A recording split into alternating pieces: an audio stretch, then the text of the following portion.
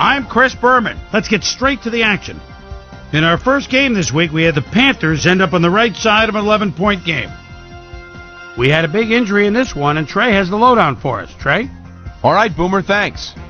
This week had some big injuries, and we'll get to all of them, but we're going to start right here. Kevin Williams is arguably the biggest name on this list. Broken ribs severely hampering his mobility. They'll keep him out for the rest of the regular season. There's a chance, however, they'll get him back for the playoffs.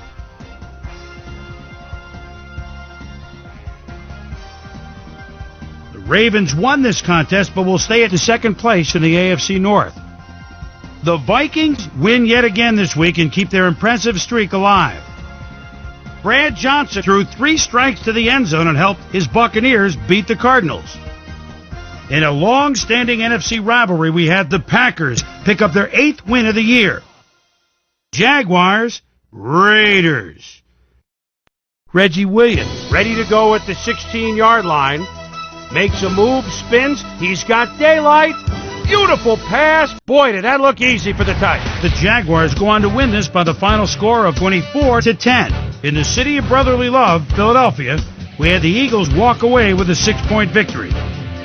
Down in Qualcomm Stadium, we had the Chargers fall by 10 points. We had an interesting free agency pickup of note here. Trey's got the lowdown for us. Trey? All right, Chris, let's switch gears and talk about players that'll have new homes in the National Football League, as free agency continues to play such a huge role in determining a team's makeup. Charlie Clemens will be playing his football elsewhere, though perhaps not for as much as he would have liked. 4 years, $3.1 million. This guy is on the move. Perhaps not for all that he thought he'd get, but a good deal nonetheless. 3 years, $2.2 million. Kurt Kittner got snatched up as well, and he signs a 2-year contract with the Saints. The Falcons' defense got to the quarterback 4 times in their win at Seattle Stadium. The Steelers lost their last game of the season on the road. Browns, Texans. David Carr calling signals at the 9-yard line. Crowd into it now. Rolls right. And look at this toss across his body, but 3 defenders, picture perfect 6. The Texans win this one by the final score of 21-3. The Lions lost this one, but will stay at number 1 in the NFC North.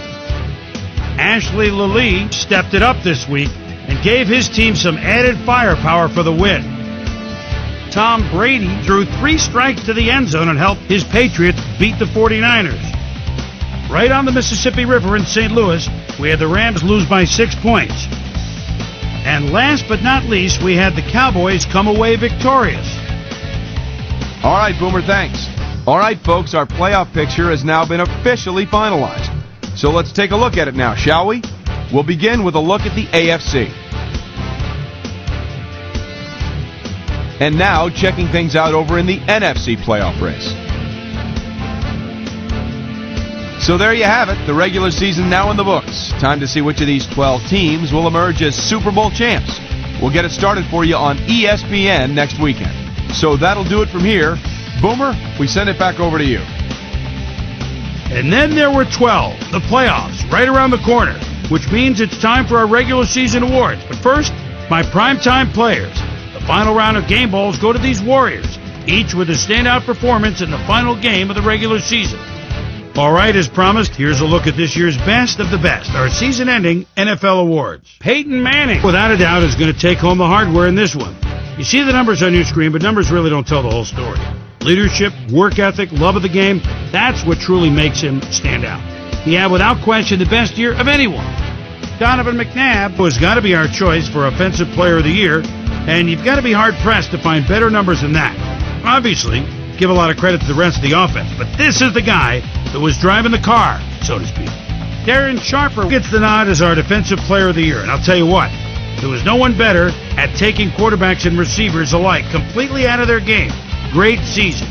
Phillip Rivers comes away with the Offensive Rookie of the Year award. You know, it's very difficult to come straight from college, be handed the keys to an NFL offense, but he stepped in and did a bang-up job. Watch out. He's only going to get better with age. Jason Babin was our Defensive Rookie of the Year. Hard to think of any young linebacker with better instincts for the football than he has. He wins it in a landslide. Priest Holmes ran away with the rushing title this year. Talk about a threat out of the backfield, my friends. Finesse, speed, and surprising amount of power, which he used to bowl over the few who actually managed to lay a finger on him. What a year. That'll do it, sports fans. I'm Chris Berman, and thanks so much for joining us here in the Bristol studios. We'll see you next week right here on ESPN, the worldwide leader in sports.